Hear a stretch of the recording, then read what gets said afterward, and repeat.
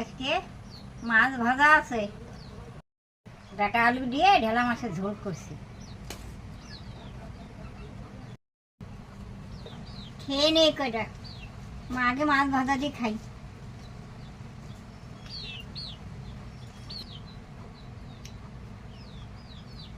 ভাজা না গরম ভাতে ভালোই লাগে, খুব সুন্দর লাগতেছে।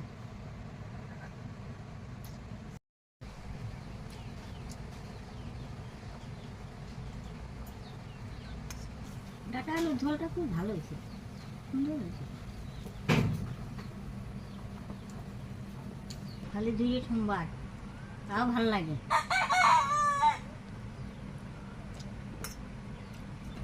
বেশি মশলা খেতে পারি না, ভালো লাগে না আমার। এই জিরে সোমবার একটু জিরে একটু বেটে দেয়, ওইটাই ভালো লাগে।